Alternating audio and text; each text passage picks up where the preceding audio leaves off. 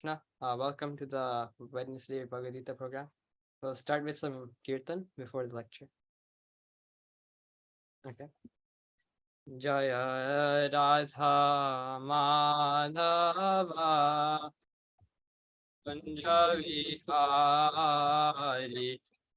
Jaya Radha Madhava Kunja Vihari Jaya Radha Madhava Kunja Vihari Jaya Radha Madhava Kunja Vihari Jaya Gopi Jana Vallabha Girivaradhari Jaya Gopi Jana Vallabha Girivaradhari Jaya Gopi Jana Vallabha Girivaradhari Jaya Gopi Jana Vallabha Girivaradhari Jaya Radha Madhava Kunja Vihari Jaya Radha Madhava Kunja Vihari Gopi Jana Vallabha Girivaradhari Jaya Gopi Jana Vallabha Girivaradhari Jaya Gopi Jana Vallabha Girivaradhari Jaya Gopi Jana Vallabha Girivaradhari Jaya Radha Madhava Kunja Vihari Jaya Radha Madhava Kunja Vihari Yashodanandana Braja Jana Ranjana Yashodanandana Braja Jana Ranjana Yashodanandana Braja Jana Ranjana Yashodanandana Braja Jana Ranjana Yashodanandana Braja Jana Ranjana Yashodanandana Braja Jana Ranjana Tira Vanatari Amunatira Vanatari Munatira Vanatari Amunatira Vanatari Amunatira Vanatari Jaya Radha Madhava Kunja Vihari Jaya Radha Madhava Kunja Vihari Jaya Gopi Jana Vallabha Girivaradhari Jaya Gopi Jana Vallabha Girivaradhari Jaya Gopi Jana Vallabha Girivaradhari Yashodanandana Raja Jana Ranjana Yashodanandana Raja Jana Ranjana Yashodanandana Raja Jana Ranjana Yashodanandana Raja Jana Ranjana Yamunatira Vanachari Yamunatira Vanachari Yamunatira Vanachari Jaya Radha Madhava Kunja Vihari Jaya Radha Madhava Kunja Vihari Jaya Radha Madhava Kunja Vihari Jaya Radha Madhava Kunja Vihari Hare Krishna Hare Krishna Krishna Krishna Hare Hare Hare Rama Hare Rama Rama Rama Hare Hare Hare Krishna Hare Krishna Krishna Krishna Hare Hare Hare Rama Hare Rama Rama Rama Hare Hare Hare Krishna Krishna Krishna Hare Hare Hare Rama Hare Rama Rama Rama Hare Hare Hare Krishna Krishna Krishna Hare Hare Hare Rama Hare Rama Rama Rama Hare Hare Hare Krishna Krishna Krishna Hare Hare Hare Ram Ram Ram Hare Hare Hare Krishna Krishna Krishna Hare Hare Hare Ram Ram Ram Hare Hare Hare Krishna Krishna Hare Hare Hare Ram Ram Ram Hare Krishna Krishna Krishna Hare Hare Hare Rama Rama Rama Hare Hare Krishna Krishna Krishna Hare Hare Hare Rama Rama Rama Hare Hare Krishna Krishna Krishna Hare Hare Hare Ram Ram Ram Hare Hare Krishna Krishna Krishna Hare Hare Hare Ram Ram Ram Hare Krishna Hare Krishna Krishna Krishna Hare Hare Hare Rama Rama Rama Rama Hare Hare Hare Krishna Krishna Krishna Krishna Hare Hare Hare Rama Rama Rama Rama Hare Hare Jaya Prabhupada Prabhupada Prabhupada Jaya Prabhupada Jaya Guru Deva Guru Deva Guru Deva Jaya Guru Nitai Gaura Hari Bo Hari Bo Hari Bo Nitai Gaura Hari Bo Nitai Gaura Hari Bo Hari Bo Hari Bo Nitai Gaura Hari Bo Gaur Premanande Hari Hari Bo.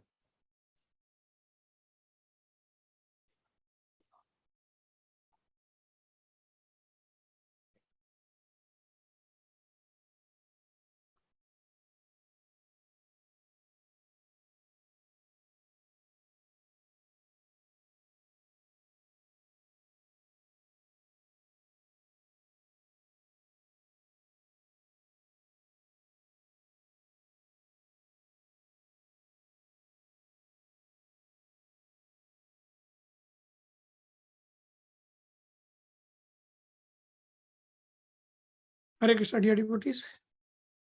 We start with the next part of the program.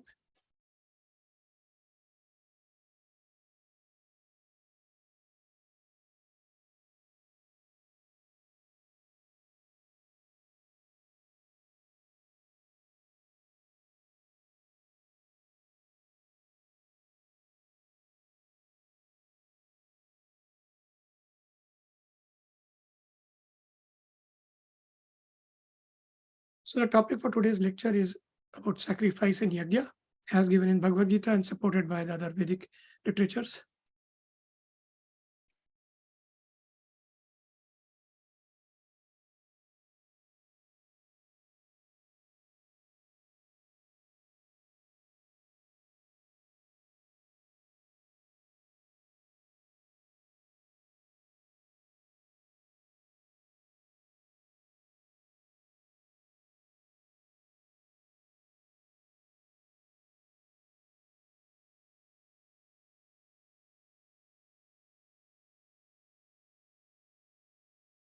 You accept my humble obeisances. My name is Vijaya Damodar Dasa Adhikari, and I'm part of ISV.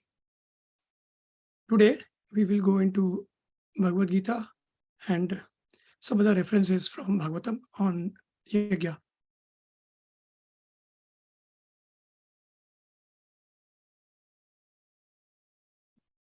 So before starting, let us start with our Mangalacharan prayers. We can start with our Guru Pranam mantra if we have one in our mind, followed by Srila Prabhupada mantra.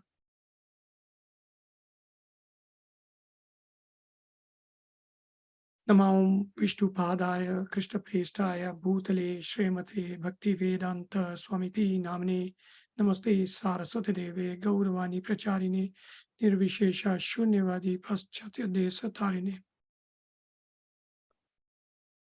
Om Agyana Timirandasya Gyananjana Shalakaya Chakshurmlitam Yena Tasmai Shri Gurve Namaha. Shri Chaitanya Manobhestam Sthapitam Yena Bhutale Swayam Rupa Kadamayam Dadati Swa Padantikam Vandeham Shri Guru Shri Utapadakamlam Shri Guru Vaishnavamsha Shri Rupam Sagrajatam Sahakana Raghunathanvitam Tam Sajivam Sadvaitam Savadutam Prajanasaitam Krishna Chaitanya Devam Shri Radha Krishna Padan Sahagana Lalita Shri Vishakhanvitamscha. He Krishna Karuna Sindhu Deenabandho Jagadpade Gopesha Gopika Kanta Radha Kanta Namastute Tapta Kanchana Gaurangi Radhe Vrindavaneshwari Vrashbhanu Sute Devi Pranamami Hari Priye Vancha Kalpatarubhacha Kripa Sidhubhyeva Chapatitanam Pavnebhyo Vaishnavebhyo Namo Namo. Jai Shri Krishna Chaitanya Prabhu Nityananda Shri Advaita Gadadhar Shri Vasadi Gaur Bhaktivinoda. Hare Krishna Krishna Krishna Hare Hare Hare Rama Rama Rama Hare Hare Hare Krishna Krishna Krishna Hare Hare Hare Rama Rama Rama Hare Hare Hare Krishna Krishna Krishna Hare Hare Hare Rama Rama Rama Hare Hare.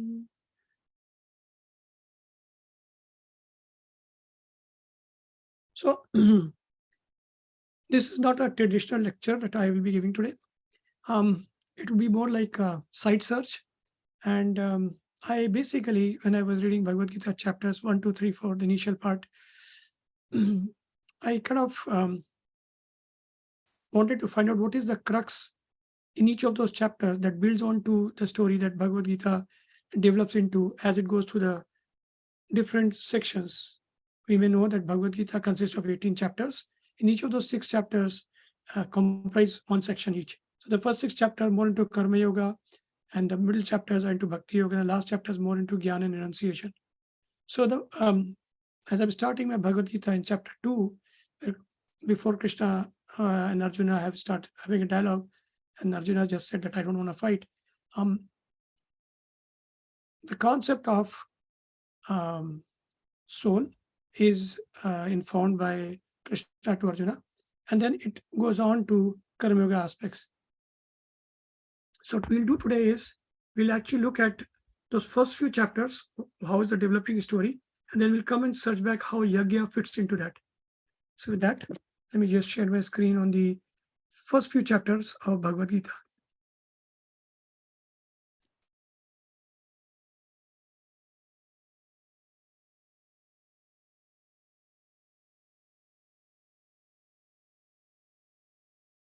So in the chapter number 1, in the introduction, Arjuna says, I don't want to fight. And he gives several reasons: compassion, enjoyment, sins, and it's a family tradition breaker. Arjuna was trying to be nice from his point of view, but that doesn't gel well with the overall spiritual aspects. So in the chapter number 2, which Prabhupada has called as Gita summarized, there are certain sections that go on to answer those questions from Krishna. So the first 10 verses talk more about his doubts, Arjuna's doubts in decision. the verses 11 to 30 gives a reply to compassion. And Krishna tells him that you cannot really kill anyone because soul is immortal. So that's the jnana part. Then the verses 31 to 38, the karma kanda aspect comes in to reply to the enjoyment aspect. Arjuna said, I don't want to enjoy without all my family members. Even if I win, what's the point? So Krishna informs that, hey, gains from dutifully fighting and losses comes not from fighting. So you just do your duty. So it's a karma kanda, and whatever results you accrue is whatever you get. It's either will be positive or negative. Then in verses 39 to 53 in chapter number 2, Krishna replies to the sin aspects. The one that he says that, hey, this will be pap karma, Arjuna has informed earlier. And then he informed that it will break family traditions and the Var Sankara will be created, all of those widows and all the kids who are left orphan. So to that reply, Krishna gives informing in concepts of Nishkam Karma Yoga and Buddhi Yoga. That means you fight attachment results. So these is the various answers that are given by Krishna to Arjuna. And the last section of Bhagavad Gita chapter 2, Sthita Pragya is informed, because Arjuna asked, what is the characteristics of a person who doesn't have this question, basically, essentially. Is pragya is intelligence, sthita means determined. So one with determined intelligence, one who's got over these basic questions, doubts and indecision, what are the various characteristics? Now let's drill down into those sections, and we'll find out in this section 54 to 72, the 54th verse is about questions, what various things about sthit pragya. What are the questions? The verse number 55 says, what are the language symptoms? And that's the answer. From 56 to 57, the next question that Arjuna asks is, what is the speech? What is the reaction to praise, blame, affection, hate? Both internally and externally, this pragya does. A person who determines his knowledge, his intelligence, how does he react to so that the words that he uses are just what is his speech, but internally it really means this. From verse number 58 to 63, Krishna answers another question from Arjuna, that how does a sthit pragya sit? And sit basically means how does he control himself? So one is speech when he's actually interacting with someone, versus now he's taking things in. So this is the receiving side. How does he control himself? That's it. And then 64 to 72 is where Krishna answers Arjuna about how does a sthit pragya walk? That means how does he make his senses interact with sense objects. So out of these, if you notice, I color coded the 58 to 63 sense control, which also happened to be one of the previous lectures that I gave here at ISV. So sense control is the key concept that really echoed with me, and which when I went and researched and searched over Bhagavad Gita, found sense control is a overarching theme of how one can rise up in spirituality, or can move into spirituality.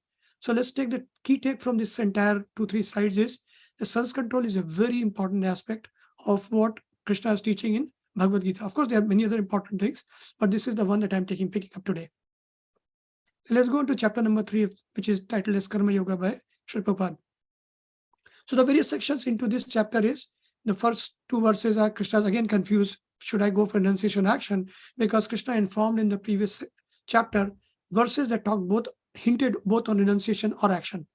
So Krishna in his answer from verses 3 to 9 talks about NKY is short for Nishkam Karma Yoga. So the one where you do your duty. So they're saying that is better than premature Gyan Yoga. Then verses 10 to 16, he's saying, if you're not qualified, then do Karma Kanda. So if you're not qualified for Karma Yoga, then go down to the basics, just do Karma Kanda. Basically means you do fruitive work, you're interested into that, but let's do that. Then 17-24, next section says, if you're qualified for Jnana Yoga, that means you are the higher level of yoga, then still practice Karma Yoga because you want to set example to others. Then the next section, 25 to 29, the differences between Karma Kanda and Karma Yoga. Then next section, how Karma Yoga elevates. But the last section, the 36 to 43, is again key. And before we go into it, please note that Krishna always spins something towards the end of every chapter. So not for no wonder, the previous section, 54 to 63 in Bhagavad Gita chapter 2, this sense control aspect came in. And similarly over here, Krishna informs that if you really want to pursue Karma Yoga, your biggest enemy is lust, and you have to overcome lust. And then he informs various places that lust translated as karma. So, for example, in Indriya and Mana and all of those things.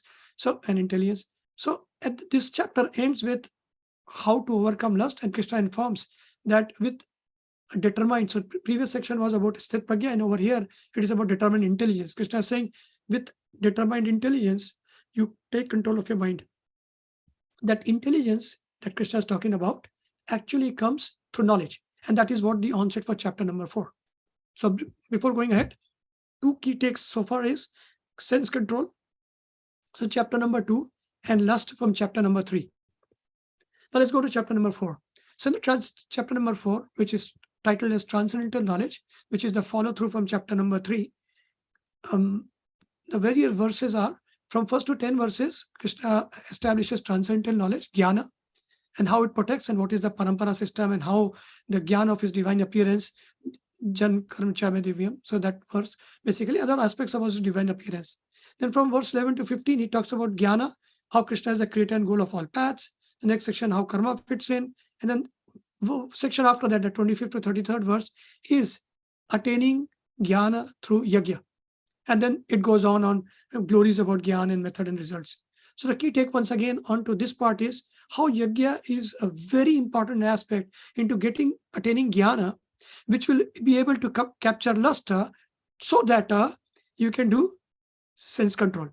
So see how these things get connected in these red colored items that we've captured. So looks like yajna is the core of all of these three things that we've identified as a sequence. So today, that's why our topic is yajna, and this was the prelude. So let's do what a traditional person, someone who's not knowledgeable like me, would traditionally do. So let me search for yajna. And how will I do that? Please dial 1-800 Srila Prabhupada for help. And Srila Prabhupada is represented electronically through Vedabase. And on the Vedabase, there's a search menu. So on this search menu, when you click it, you'll go and search for yajna. So let's do, because the word yajna is already mentioned there, let me search for the word yajna and filter the results. And as you can see from Bhagavad Gita, the chapters 3, 4, and 8 are the ones that mention it a lot. Also, let me do site search and put the word sacrifice. If I look at, is Bhagavad Gita filtered? No. We filtered Bhagavad Gita over there. And if you look at the various chapters that the results are into dimensioned, you'll find that chapter number 2, 10 results, chapter number 3, 21, chapter number 4, 29. So really 3 and 4 are the crux of what is contained, what informs about yajna or sacrifice. So systematically, let's go on to chapter number 3, because that is the one which has the most mentions. It's chapter number 3 on Karma Yoga. And let's find out the section that talks about sacrifice. And before going ahead, let me apologize once again that this is not a traditional lecture. It is more like a working session. So call it a working session on how to investigate and research sacrifice. So over here, the verses, and you can see all the highlighted yellow colored, verses 9 to 16 is where sacrifice is mentioned. So let's connect the dots and figure out how sacrifice fits into Karma Yoga. Because so far we connected our dots into the 3 main themes, but for chapter number 3, over here we started with Arjuna saying that, hey, why do you want to against me in this ghastly warfare, which is better renunciation, fruitive work, intelligence, right? So as it goes down, over here, Krishna says you should restrain your senses, once again, sense control. But if your mind still dwells into sense object, that doesn't help because you are a pretender. Verse number 7, it goes into, therefore, you should, if you're sincere, then you should try to make your mind go into Karma Yoga, which is Srila Prabhupada translated as Krishna consciousness. And then comes the key verse over here, which is a prelude to sacrifice section. Perform your prescribed duty. And then after that, sacrifice, all the verses. So let's go into verse number 8 and figure out how does this land into the sacrifice aspect. So we'll read the verse over here. Nyatam kuru karmatvam karmajayo hiya karmana shariryatrapi chate na prasiyed akarmana. So translation, perform your prescribed duty, for doing so is better than not working. One cannot even maintain one's physical body without work. So the key take is prescribed duty. And that is the essence of this particular verse. We'll go to the next verse. And this is where sacrifice starts, right? So, yagnarthat karmano anyatra loko ayam karma bandhana tadartham karma kaunteya mukta sangha samachara. So the key takeover here is yagna arthat. Arthat means for artha means hetu, means what is the objective. So yagya artha, that means for the yagya. Srila Prabhupada translated as Vishnu. Karmana, so do the work for Vishnu. Work done as a sacrifice, Vishnu has to be performed. Otherwise, work causes bondage in this material world. Therefore, O son of Kunti, perform your prescribed duties for his satisfaction. And in this way, we'll always remain free from bondage. So phala, we know it remains free from bondage. Action, we know it is prescribed duties. The point that we don't know is how to sacrifice ties into prescribed duties. So let's keep on going on. Sa yagya praja srashtva purovaj prajapati anin prasaviswadvam eshvasta krishna kamadhuk. In the beginning of creation, the Lord of all creatures sent for generations of men and demigods, along with sacrifices for Vishnu. So it looks like he sent, this is very much like the Christian theology where God sent Adam and Eve. But then, addition to that, there's more than Christian theology. He also sent sacrifice. Well, one can argue that he told Adam and Eve, don't eat the apple. But anyway, here is the sacrifice part, which is much bigger connotation and much bigger import over here. And bless them by saying, be thou happy with this yajna, sacrifice, because his performance will bestow upon you everything desirable for living happily and achieving liberation. So here we got one more step further. We know yajna is connected to some performance, and some performance is activity, and activity is karma. But is that the prescribed duty? We don't know that yet. So let's go on. 311. Evan bhavyatanena te deva bhavayantu va parasparam bhavyanta shreya param avapsita. So the demigods being pleased by sacrifices, Devan, so pleased by Anian, by the sacrifice, will also please you, and thus by cooperation between men and demigods, prosperity will reign for all. So now we got so far that, hey, we don't know how it is connected to prescribed duty, but we do know that sacrifice is mutually beneficial. It's a symbiotic relationship between men and demigods. So one more step further. Next verse. Istan bhogan hivo deva dasayante yagbhavita terdattana pradayebhyo yo bhunkte stenevasa. So what is mentioned is, in charge of the various necessities of life, the demigods, being satisfied by the performance of yajna, will supply all necessities to you. But he who enjoys such gifts without offering them to the demigods, in return, is certainly a thief. So this is the demigods' action. When they get the yajna, so looks like they benefit. Next verse. Yakshashtasina santo muchyante sarvkil vishay munjate te tav agam papa ye pachante atma karana. So key take here is yakshashtasana. That means shishta. Shishta means leftover. So yajna, of what is left after yajna. In this case, it is said food taken after performance yajna. But basically, what is offered into yajna, typically it is food items. So that is whatever is left over. That is what is, if that is eaten, that's prasad of this yajna. Then what is happening is the devotees of the Lord are released from all kinds of sin, because they eat food which is offered first for sacrifice. Others who prepare food for personal sense enjoyment verily eat only sin. So in brief, the fact that sacrifice and whatever is left over from sacrifice is what needs to be consumed is established. Next. Annad bhavanti bhutani parjanyadan sambhava yagyad bhavati parjanyo yagya karm sabudbhava. So all living beings subsist on food grains. Why? Because we are made of koshas. And what are the koshas? Let's see if I can do.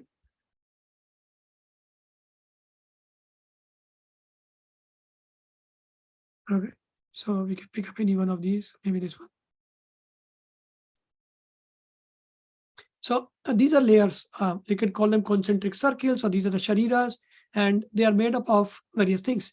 The outermost one, the one that dies, when we say the prana went away, is called physical body, or the annamaya kosha. Then from that is the pranamaya kosha. So this is about the prana. Now the prana is the living force that goes away when we say the prana is left. It's part of the subtle body. The subtle body also consists of the Manomaya Kosha, the mind. Then the next one, intellectual body, which is the Vijnanmaya Kosha, the intelligence. And then the final one is the Anandmaya Kosha, the place where the soul and the super soul rest. So this subtle, so there are basically three shariras. If you divide these koshas into three parts, the physical body, gross body, then subtle body, and then the karana body, the one that is really responsible for the linga sharira, which is responsible for the cause and effect. And not for no reason, the three Vishnu, the three Purusha avatars are called Karana, one lying on Karanakashi Vishnu, because he's lying on the causal ocean, which is the cause and effect ocean, which is the basis for the material world. When Srishti is created, when this entire material world is created, consisting of infinite material universes, then the cause and effect concept is propounded. And that is the basic difference between material world and spiritual world, because cause and effect lead to anxiety, and the spiritual world is without anxiety, Vaikuntha. So that's the basic difference. And this linga sharira is formed, which is essentially consisting of the false ego. The false ego, and on top of it is the intelligence and mind. So this is what constitutes the subtle body and then the physical body. So we talked about the koshas. Let's go back and tie into our verse. So the andas, which is the Annamaya kosha, is the outermost body, the physical body. So living beings need for their life, the physical movement, physical life, the food grains, anna, which are produced from rains. And rains are produced by of yajna, sacrifice. And yajna is born of prescribed duties. There you go. Firstly, a chain has been established, and next, yajna has been tied to prescribed duties. So yajna karma samudbhava, it is born of prescribed duties. So in brief, if someone does prescribed duties, yajna will be done implicitly. Can yajna be done explicitly? We will. Please hold your breath. Put that into parking lot. We will talk about that. But yajna is a natural outcome of prescribed duties. Let's go to the next verse. Go to 16. Kram brahmodbhavam vidhi brahmakshar samudbhavam tasmat sargatam brahma nityam yagye pratishthitam. So regulator activities are prescribed in the Vedas. So now someone might question, what is prescribed duty? So now we connected prescribed duty to yajna, but where is it defined? So there is prescribed in the Vedas, and Vedas are directly manifested from Supreme Personality of Godhead. Consequently, the all-pervading transcendence eternally situated in acts of sacrifice. So we notice over here, initially the previous verse was a chain, but this is not a chain anymore, because now it has gone full circle, and we can call it as the cycle of sacrifice. What is the cycle of sacrifice? If you look from the top and go down cyclically, clockwise, the anna, this is the food grains, they are consumed by bhutani, humans, who follow the Vedas, which are a guidance to human beings. We do karmas prescribed from the Vedas. If prescribed duties are done, then yajna is born. And when yajna is born, then parjanya, which means the rains are created by demigods, which end up into the earth getting sijana, means it basically fulfills itself. It fills itself with water, which is the most important ingredient amongst other ingredients. And then anna is created, or food grains are grown. So this is a full cycle of sacrifice that is mentioned in Bhagavad Gita. And this is what lends into how prescribed duties, yajna is born. So with this, we've completed that chapter 3. Let's just go and see the 16th verse. Evam paravartitam chakram. So this is the cycle of sacrifice that we just established. In the cycle of sacrifice, one who does not follow in human life the cycle of sacrifice, nanu vartita ya agya yur indriyaramo mogam partha jivati, established by the Vedas, certainly leads a life full of sin. So if you follow cycle of sacrifice, human beings are doing what animals do without being karma yonis. They are bhog yonis. What is a yoni? It's a species.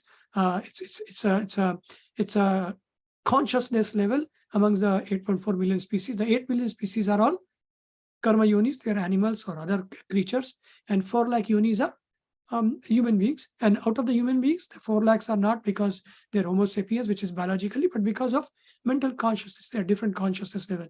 And what is so special about these bhog yonis? Because these bhog yonis can determine the future, because they're top of the cycle of birth and death.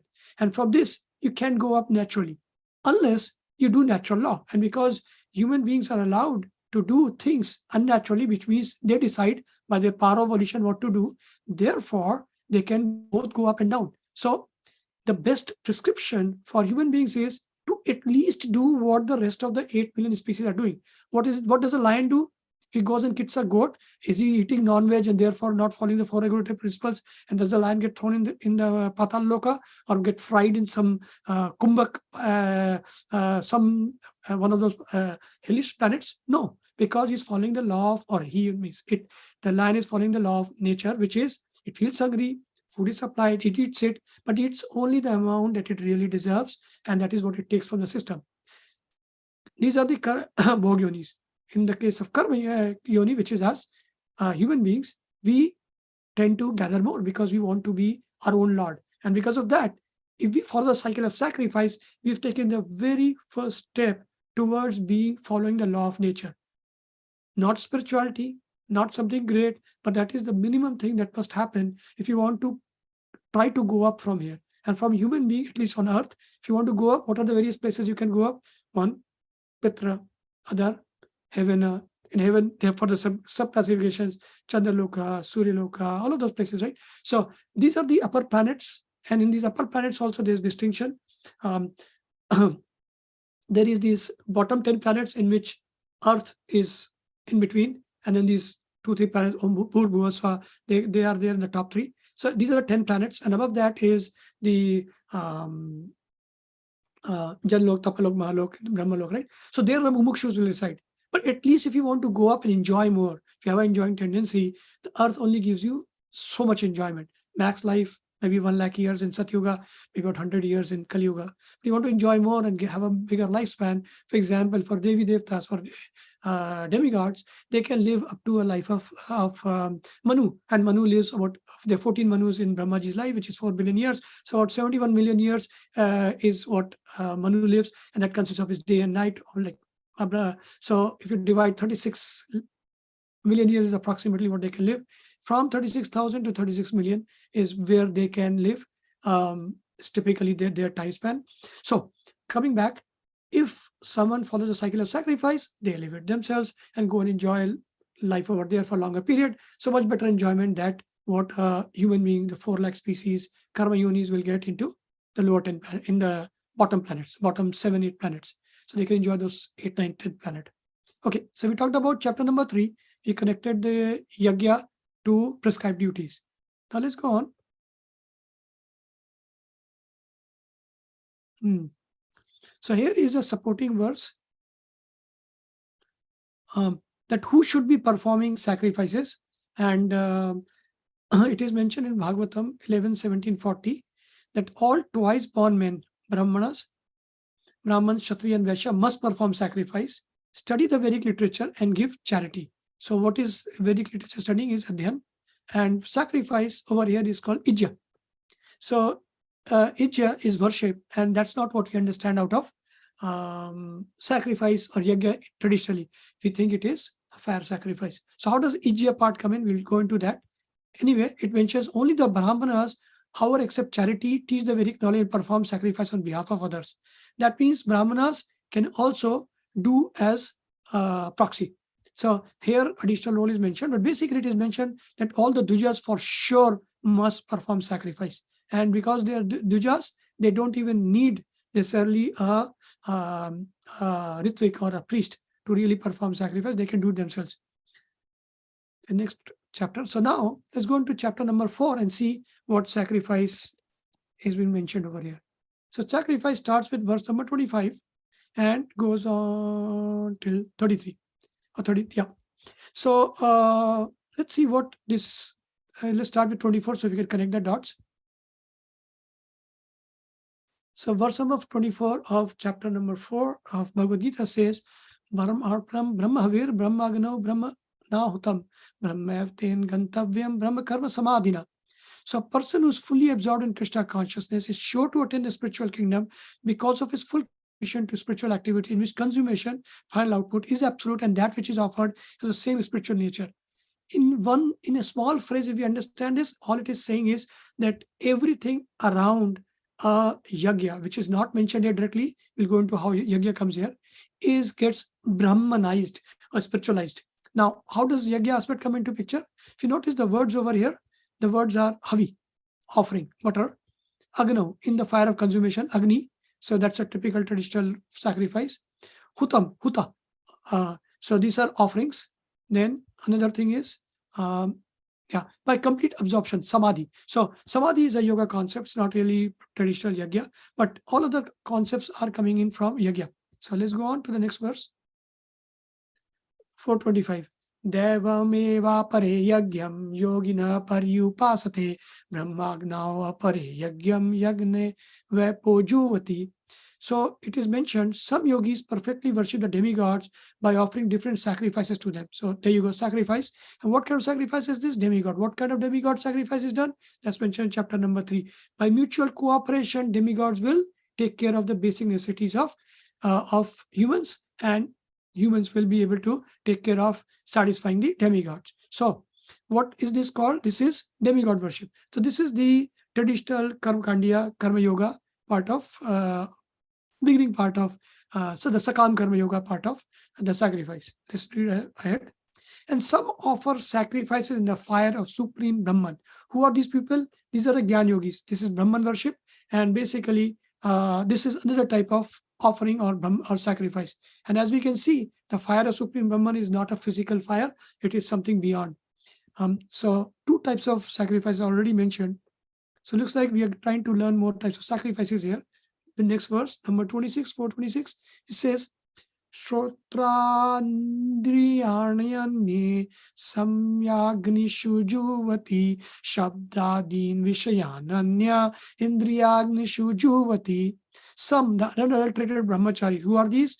Nestiki brahmacharis, the one who have been brahmacharis throughout, sacrifice the hearing process and the senses in the fire of mental control. Where does this come in? What is the fire over here? Fire means something that consumes. What is consuming over here? The hearing process. Shotra, hearing process. That means they hear either the mantra chanting or Vedic ucharana, right? So what is it is being offered into the restraint, samyamya. So they are having samyam. So really over here they are having samyam, because for brahmacharis the most important aspect is they restrain themselves, they follow discipline line, they are sadhak before they become siddhat. So this is the most important ashram that lends into human life, which is a varnashram or Vedic prescribed.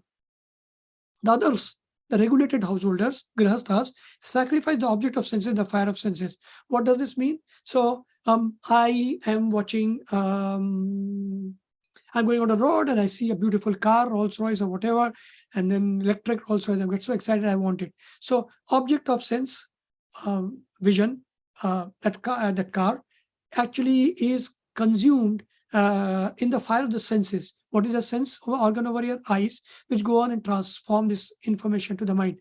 And this object of senses is getting consumed by the fire of the senses. Is this really liberational? No. Does it help person satisfy themselves in life in material world without considering God? Very much. So this is very much material sacrifice. This is not even per se karma kanda or karma yoga. This is just leading a life of like total without any regulation. So unregulated life. So even that is classified as sacrifice. That's something to note. Next. Sarvendriya karmani pran karmani chapare atma samyamya yogagnau juvati gyan dipite. Others who are interested in achieving self-realization through control of the mind and senses offer the function of all the senses and of life breath as oblations into fire of controlled mind. So thing to note over here is, so over here it is self-control. Now what is self-control? If you remember, the previous verse was also self-control, but this self-control about Nastiki brahmacharis was a control of their physical aspects of their gross body. Over here this is going deeper. It is about controlling mind as well as senses.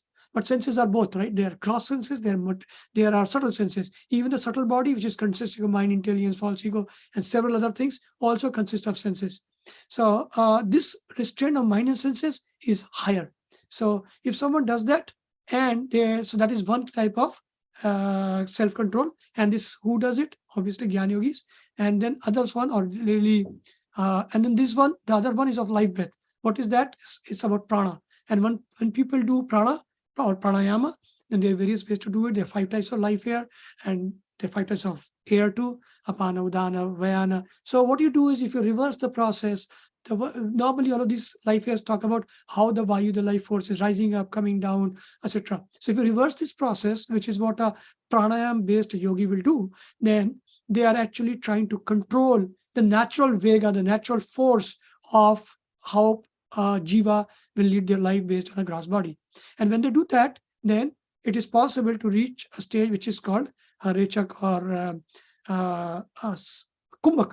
And the Kumbhak is a stage where you have in equilibrium. So it's like a samadhi of the prana. If you want to misuse the term samadhi over here or use it lightly, it's the samadhi of or equilibrium or sama stage of prana. And this is a big restraint. So this is with controlled mind. So that is one other sacrifice. Then other sacrifice is Dravya yajnas tapo yajna yog yajnas tatha pare swadhyaya jnana yajnascha yataya samshita vata. So over here, if you notice, three yajnas are mentioned. Dravya yajna, which is one that is made of ingredients, tapo yajna, austerity, and yog yajna, which is the mysticism, Ashtanga yoga. So all of these, and then there's one more. Swadhyaya jnana yajnascha. Swadhyaya means swa, self, adhyan. Reading, education, information gathering. So swadhyaya means reading yourself to get a gyan yagya. So various yagyas have been defined over here. Having accepted strict vows, some become enlightened by sacrificing their possession. So notice each of these sacrifices so far are also related to phala. So now we're getting more into what does constitute a yagya. So far we tied the prescribed duty to yagya. Now we talked about the types of yagya. Now we're also getting into the phala. One phala that we got into the Karmakanda yagya was that human beings will be happy because of cooperation between demigods and humans. But now over here, we are talking about self-based yajna. And what is it? They are getting enlightened. And others, by performing severe austerities, by practicing eightfold mysticism, by studying the Vedas, to advance in transcendental knowledge. So this is the phala of the yajna that people are doing. Okay. Are we in 29? Sorry, we're running short on time. Apane juvati pranam prane panam tatha pare prana gati rudva pranayam parayana apare niyatahara pranan praneshu juvati. So the first 4 lines, which Srila Prabhupada in this 29th verse has taken 2 lines from the next verse, club them all together because they all go well together. But in this, pranayam is mentioned as the first 4 lines, and the next 2 are more into ahara, nityahara. So still others who are inclined to then reading the translation, to the process of breath restraint, to remain in trance, practice by offering the movement of the outgoing ingredients. So this is what we discussed. And then they remain in trance, stopping all breathing. Others curtailing the eating process offer the outgoing breath into itself as a sacrifice. So when you curtail the eating habit, right, that is also a sacrifice. So that is like we do vrata, right? So that is a sacrifice that we do into the fire of hunger. Next verse. Sarve apete yagvido yagishapita kalmasha yagisistamrthaspujo yanti bam sanatanam. All these performers who know the meaning of sacrifice become cleansed of sinful reactions, and having tasted the nectar results of sacrifices, they advance towards the supreme eternal atmosphere.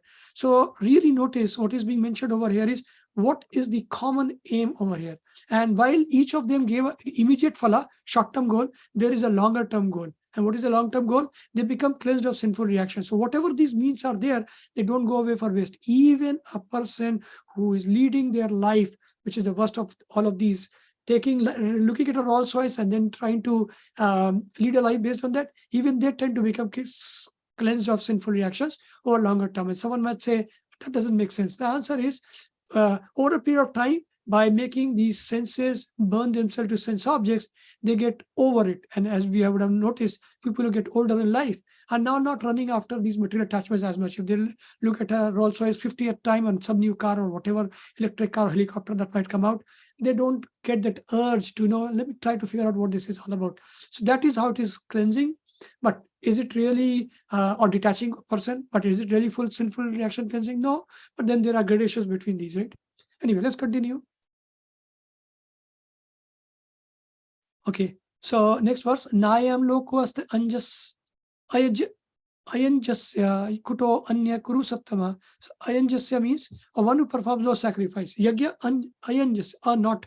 So Krishna is saying, best of the Kuru dynasty, without sacrifice, one can never live happily on the planet in this life. What next, then of the next? 32nd verse of 4th chapter. Evam bahu vidhayagya vitata brahmano mukhe karma jan viditan sarvan evam gyatva vimokshase. All these different types of sacrifice are approved by the Vedas, and all of them are born of different types of work. So really, the karma, the nature of work, is really determining this. Knowing them as such, you will become liberated. Last verse. Shreyan dravimayadya gyan yagya parantapa sarvam karma khilam partha gyane parisam. What does this saying? And this is very characteristic of Krishna. He lays down the cards and then he establishes a hierarchy within them. Very unique and for no reason, because Krishna to Bhagavan Swam. One can talk about 500,000 incarnations of the Lord, but then there is one root, Bija, the one who is Adi, and that Adi Purusha, that the one from whom everyone comes, the one who is Sarkaran Karanam. He always establishes that. And even over here, we can see that. Even this section is ending with that. Oh, chester the enemy, the sacrifice performed in knowledge is better than the mere sacrifice of material possessions. After all, Osana Pratha, all sacrifice of work culminate in transcendental knowledge. So there we connected back to chapter number 3, where this transcendental knowledge, which arises from sacrifice, will be able to, which is a implicit output of one's prescribed duty, will be able to do control your karma, lust, so that sense control may happen, which is the prerequisite to be able to understand the intricacies of how one can rise up in spirituality. Okay, so we corrected chapter number 2, 3, 4. Some supporting verse about Gyan Yagya. Gyan Yagya Chapya, and this is 9:15. Yajanto mamupasate katven pratatvena bahuda vishvato mukham. Others who engage in sacrifice by cultivation of knowledge. So cultivation of knowledge, which was established in the previous verse as the ultimate objective of all of these sacrifices, is one can directly engage into that. Worship the Supreme Lord as the one without a second, as diverse in many and in a universal form. So if the people are even polytheistic, or even if they are monotheistic, but look at forward to the material, the universal form, the Vishwarupa, they are actually doing a sacrifice by virtue of cultivation of knowledge. And the last one, which we talked about earlier, is the common aim of all of these sacrifices is to control the senses. So with that, we end this section. Let me go on.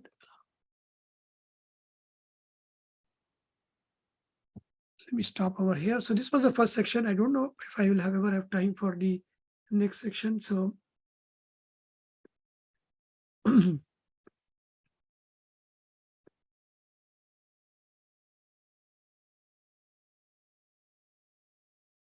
so now, having laid down the basics, let's do the anatomy of yajna. So what is the anatomy of yajna? Let me share my screen.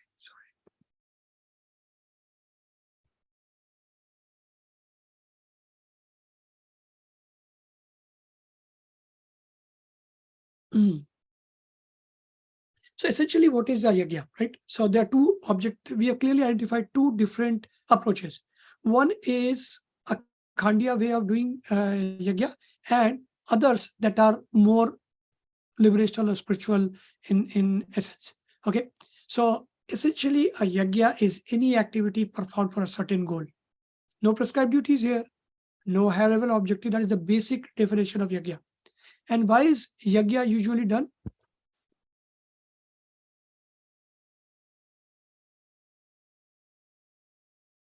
Okay, so it is done. This is a section from Bhagavatam, from chapter number 3, Rishabhdeva's appearance in the womb of Meru Devi. And there he is, this is being mentioned. All these sacrifices are performed for our fruitive results. So here, after they're trying to glorify Rishabhdeva, I think 538, the Supreme Personality of God replied, since I cannot find equal someone to be, so this is actually before that.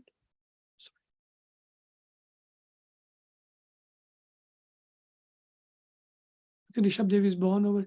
Lord appeared before. So this is Lord appearing before King Nabi, and he is about to bless so that King Nabi can have Rishabhdev as Lord, because he's asking for, can I have someone as a kid like you? And Lord says, no, there's no one equal to me. So, so I'll be born myself.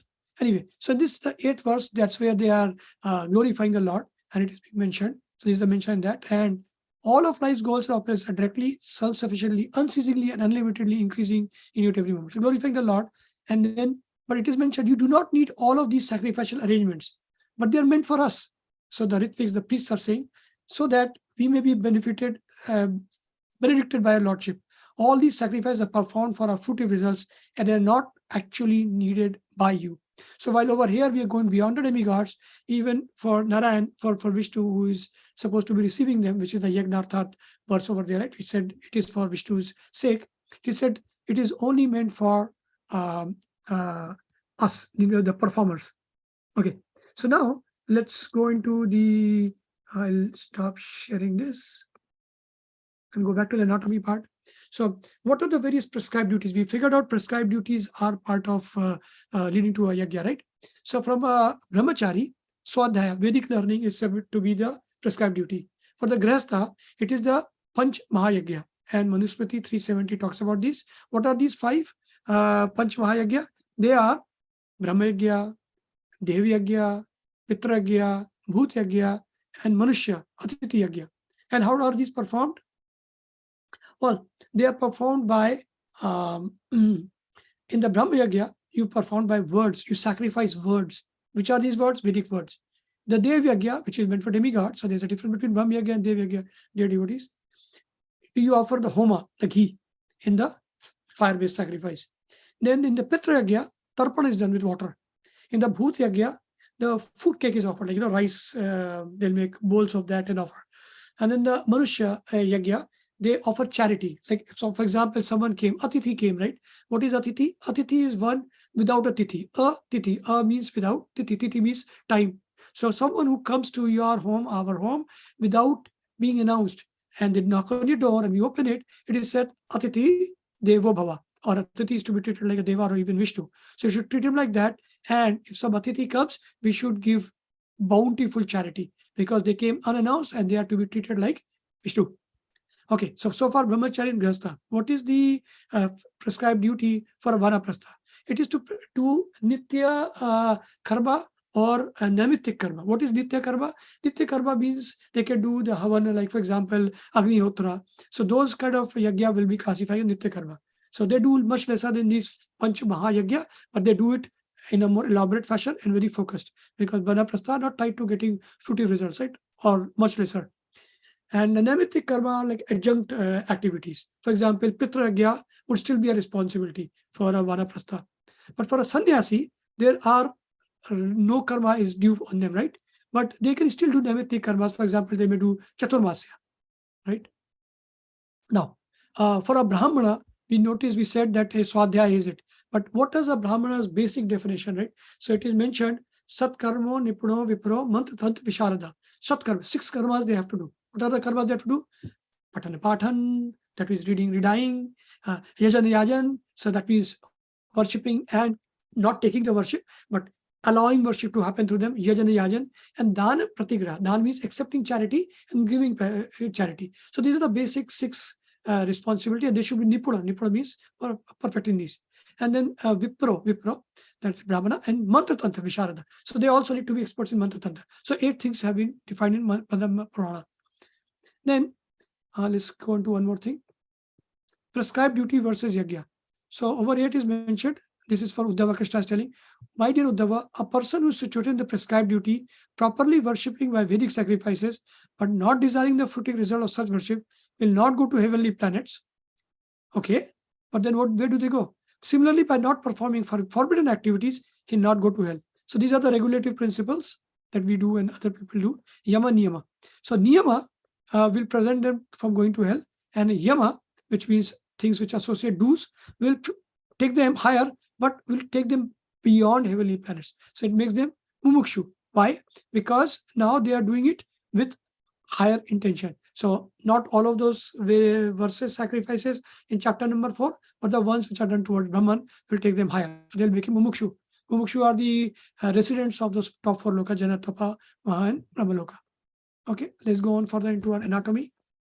So what are the constituents of yajna? So you won't read this, but it is mentioned over here. This is SB 532. It is mentioned in the performance of a sacrifice, there are 7 transcendental means to obtain the mercy of Supreme God. And as you notice, these are the 7 constituents. By sacrificing valuable things or eatables, by acting in terms of place, by acting in terms of time, by offering hymns, by going through the priest, by offering gifts to the priest, by observing regulative principles. Sanskrit terms for them are dravya, ingredients, desha, place, kala, time, mantra, hymns, ritvik, the priest who performs the ceremony, and dakshina, gives to the priest. Okay, so now we established basic ingredients that go into Karmkandiya sacrifice. So now, what is a fire-based Karmkandiya sacrifice called? It's called Havana. Okay, what it is called, and what are the basic various constituents? One is Yajna. So this is the place where the fire is lit, and based on the purpose, because these are fruitive results, we will have different shapes, and this is where all the geometry comes from Vedas. Yoni kund is used for childbirth.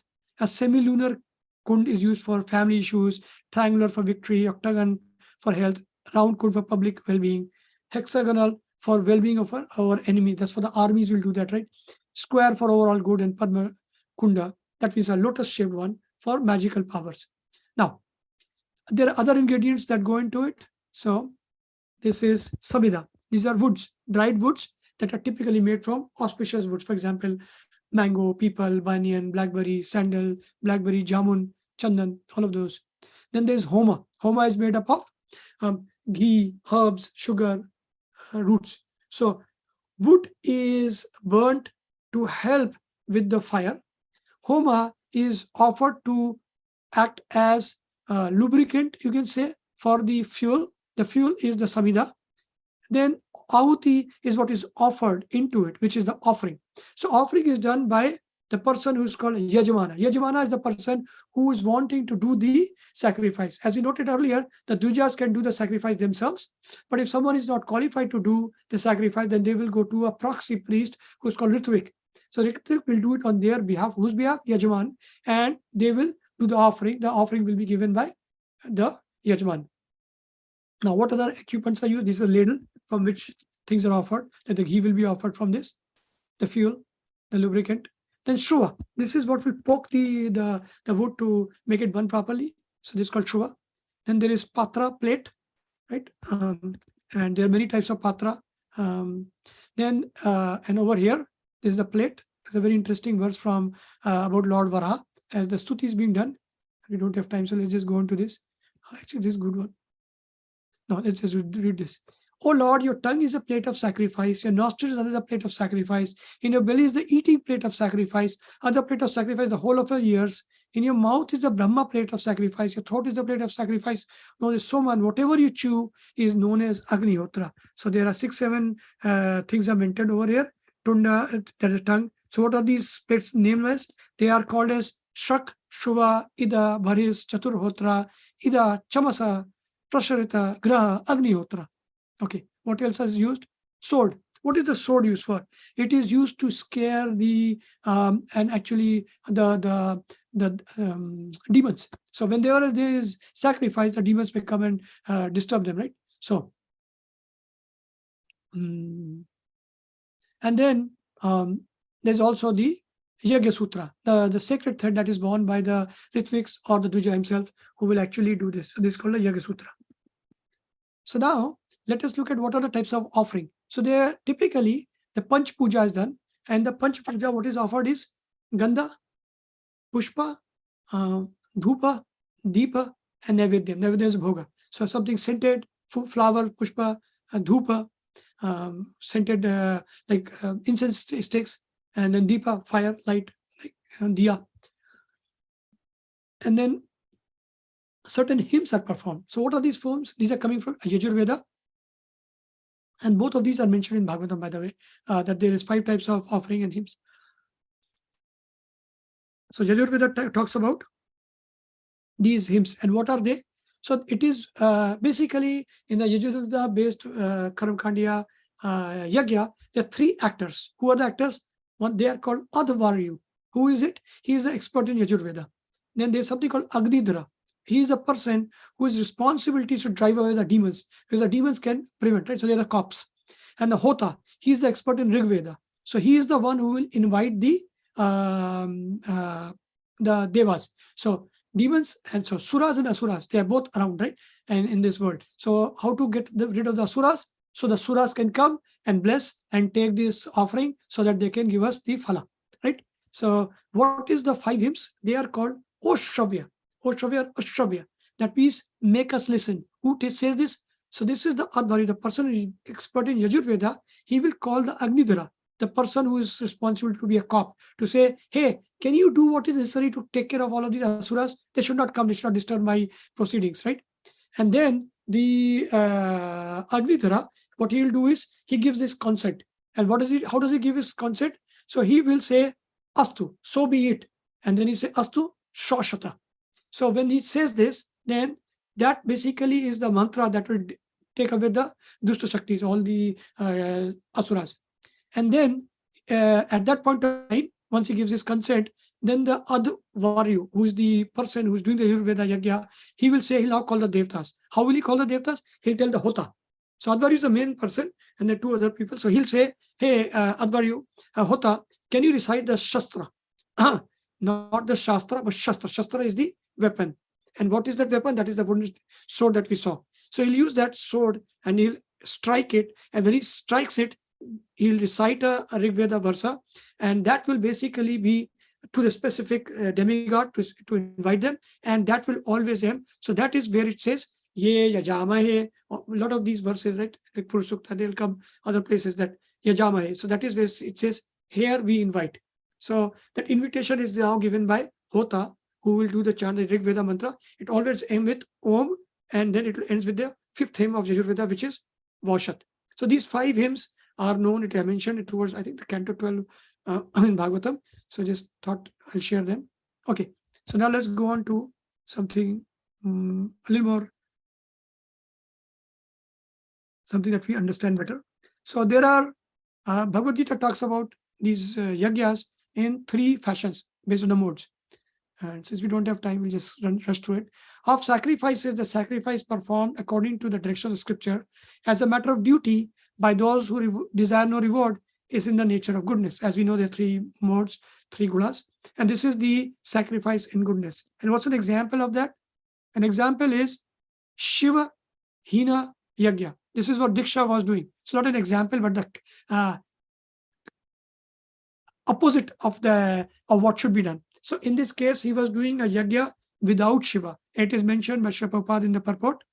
Any sacrifice without the presence of Lord Shiva has to be baffled. Why? Because Shiva is a personality of God. Now, Shiva has to be there. So if you do Shiva Hina, Hina means without yajna, then it is not a yajna in goodness. So that's one thing. Then it is mentioned Ananta Shesa, personality of Godhead, he eats through the fire sacrifices offered in the names of different gods. We know that. But he does not take as much pleasure in eating through the fire and it does in accepting offerings to the mouths of learned sages and devotees. For then he does not need the association of devotees. So there is now a classification of how offering is to be made. And now we are getting out of Karmkandiya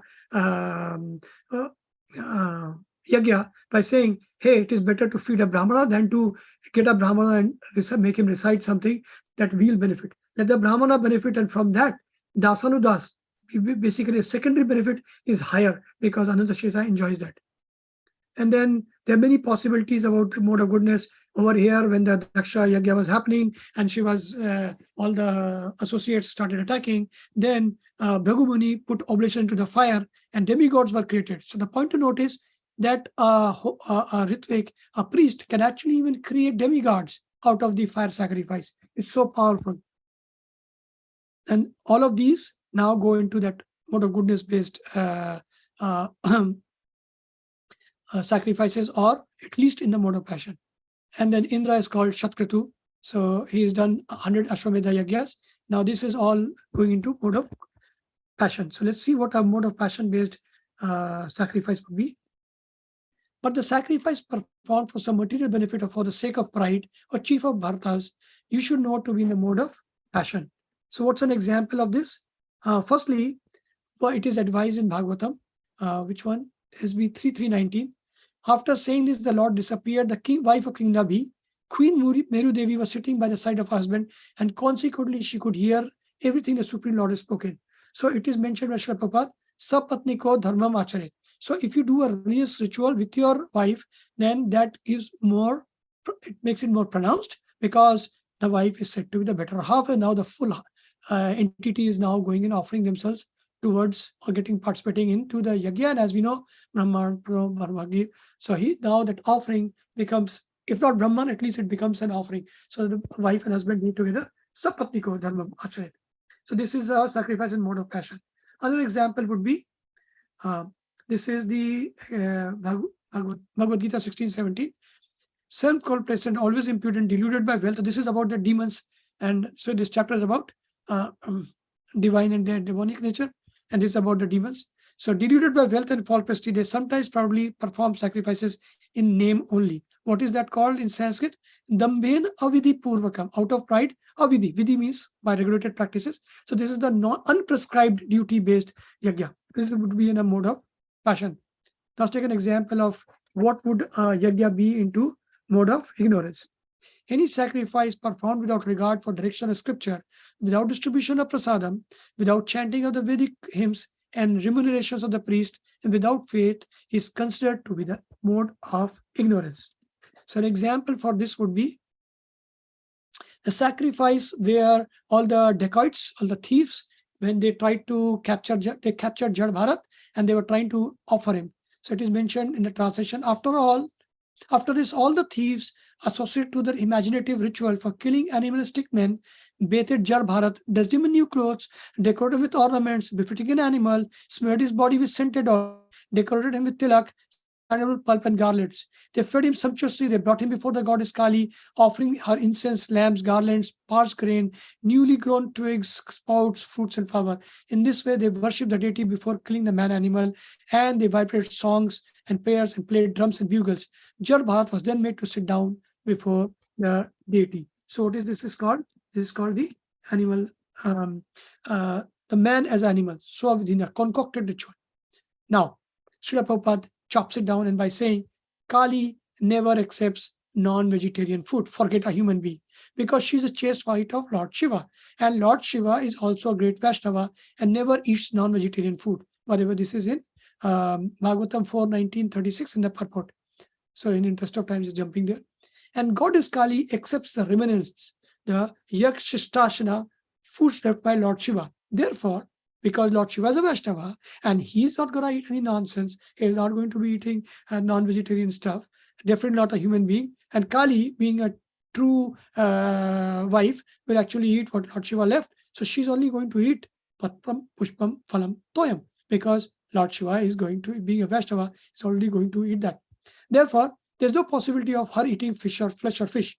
Such offerings, so then who eats that? Because they're still an offering, right? So such offerings are accepted by the associates of the goddess Kali, known as Bhutas, Pisachas, and Rakshasas. And those who take prasad of the goddess Kali, the shape of flesh or fish, are not actually taking Kali, Shista, Sina, but the food left by Bhuta, Pisacha, Shista, Sina. So the sacrifice that is made to Bhutas and Pisachas, who are also associates of Kali. So they're not going to Kali, they're going to her associate. Okay, so time check. Last thing. So it is mentioned, and this just clarifies, this is in Bhagavatam 4:19-27.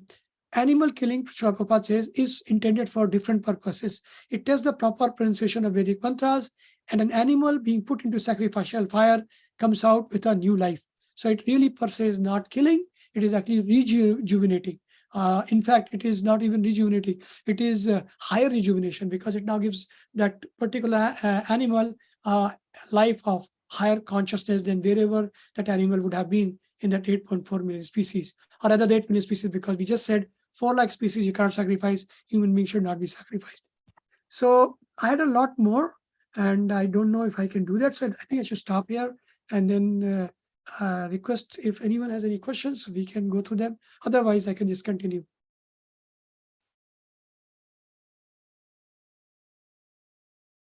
Hare Krishna. Hare Krishna, Prabhu. Vijaya Damodar Prabhu. Let me just quickly first check online. There are any questions? And I don't see any questions here. This is great, Prabhu. I just wanted to tell, you went into the exhaustive, lot of details on sacrifice, yajna sacrifice. You are now qualified to write a book on sacrifice. Prabhu, Looks like you have a Yes, lot more material to cover than what you already covered. yeah, actually, I wanted to go. So this was all the Karma Kanda part, right? Then I Mm. wanted to go into the Parlebi. Actually, if you have 6 minutes, Yeah, then please go ahead because there yeah, is no questions. So please go ahead and continue. sure, Prabhu. Yeah. So basically, what I wanted to cover is um, where is the okay.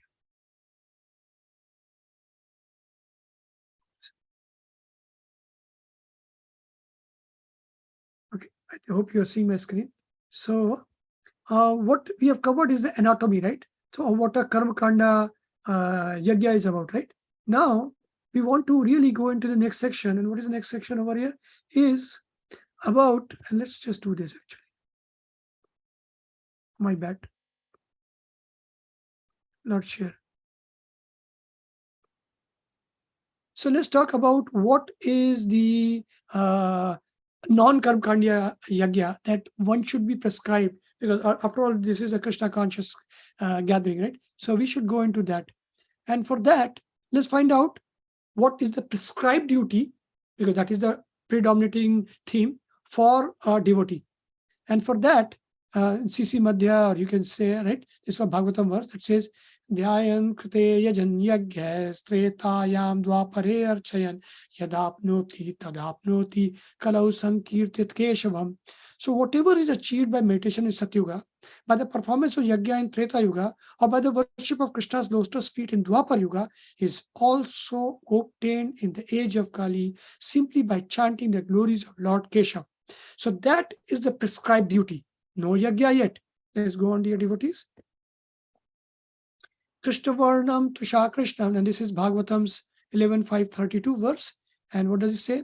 Krishnavarnam Tusha Krishnam Sango Pangasta Parshadam Yagya Sankirtan Prayer Yajanti Sumedasa. So in the previous verse, we found out that chanting the glories of Lord Keshav has to be done. Now, how to do it? So it has been mentioned, translation, in this age of Kali, those who are intelligent perform the congregational chanting of the Hare Krishna Mahamantra. So that, my dear devotees, is the clue of how to chant or how to say the Lord's names. It is congregational chanting, Sankirtan, worshipping the Supreme Personality of Godhead who appears in this age, always describing the glories of Krishna. And why is this mentioned? Because we can always just stop here at saying it is Sankirtan. Why? Because someone has to take that offering. So amongst the yajna, there's a person who does it. We talked about Yajmana Ritvika, who helps it. So in this, and someone has to accept it. The demigods, ultimately Narayan. In this case, in the Yuga Dharma, the Yuga Avatar is one who takes it. And the Yuga Avatar is mentioned as who? That incarnation is yellowish in hue. The one who has a yellowish colored body is always associated with his plenary expansion, Nityananda Prabhu, plenary expansion, Gadadhara, as well as devotees associates such as Swarup Damodar. So that is the characteristics. We still have to find out whom. So let's find that out. And then also figure out if that is really a Sankirtana Yagya, because over here, it has been mentioned over here, Yagya Sankirtana prayer, right? So how is it a Yagya? So CC Antya 29 says, Sankirtan Yagya Kalau Krishna Aradhana Sehita Sumedha Pai Krishna Charana. In this age of Kali, the process of worshipping Krishna is to perform sacrifice by chanting the holy name of the Lord. One who does so is certainly very intelligent, and he attains shelter at the lotus feet of Krishna. So the phala is given, and more on the process. Avatari Chaitanya Kala Dharma Pracharana Kali Kale Dharma Krishna Nama Sankirtana. So in this age of Kali, Sri Chaitanya Mahaprabhu descended to preach the religion of Krishna consciousness. Therefore, the chanting of the holiness of Lord Krishna is the religious principle for this age. Sankirtan, so CC Adi 377. Sankirtan Pravartak Shri Krishna Chaitanya Sankirtan Yagye Tanre Bhaje Saidhanya. Sorry, I'm not singing because going quickly through it. Lord Shri Krishna Chaitanya is the initiator of Sankirtana, and one who worships him through Sankirtana is fortunate indeed. So we have now closed the loop So now nothing's falling through the cracks. Sri Krishna Chaitanya Mahaprabhu is the person who we have to worship. He's the one with the yellow hue. He's the one who came with his parshadas. He's the one who's giving out his name. Saite sumedhara ku buddhi samsara sarva yagya haite Krishna nama yagya sara. Such a person is truly intelligent, whereas others who have poor fund of knowledge must endure the cycle of repeated birth and death. So now a phala is also given. If you don't do it, what's going to happen? So you're going to go back into the cycle of birth and death. Of all sacrificial performances, the chanting of the Lord's holy name is the most sublime. So this is the peak of all sacrifices. Then CC Madhya 11:190. Shane shane kar tumi sarva tirthe snana, shane shane kar tumi yagya tapodana. Chaitanya Mahaprabhu exalted Haridas Thakur. So what did Haridas Thakur did? He was chanting constantly. That is what is called his unstinted. So one should really do Krishna Kancha Kesi, unstinted, unmotivated, unalloyed, right? Ahatuki apratiyata. And basically it should be without any breakage.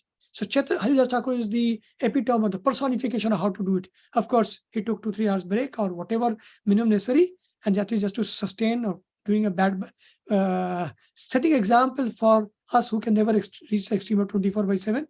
And in his, what is Chaitanya Mahaprabhu, how is accolading or how is praising Haridas Thakur's activity? At every moment you take a bath in all the holy places of pilgrimage. At every moment you perform great sacrifices, austerity and charity. He's not really doing that, but what he is doing is equivalent of that. And that is why in the previous verse it is mentioned that it is of all sacrificial performance is the most sublime, because it gets you, if you chant throughout, then this is what it gets. And so this yagya. But is this then just a yagya? This looks like really an extreme. So it has been mentioned over here in the next verse, in SB 337.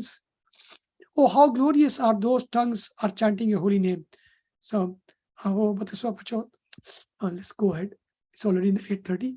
Even if born the families of dog eaters, such persons are worshipable. Persons who chant the holy name of your lordship must have executed all kinds of austerities and fire sacrifices and achieved all the good manners of the Aryans. Aryans are the, by definition, Aryan means progressive one.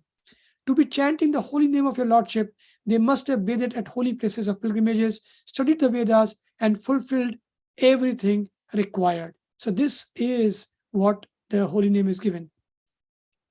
And this is what Haridas Thakur himself is saying to the prostitute who had come to break his vow. So, Sankhya Nam Sankirtana Mahayagya, great sacrifice, Manye, I have vowed. Tate Dikshit initiated that I pratidine, every day. So he is calling this Nam Sankirtana, which is constant and numerical. Of course, it has to be one characteristic. But the more important thing is, if you do it continuously, unstinted, then it is not just a sacrifice. It is Mahayagya.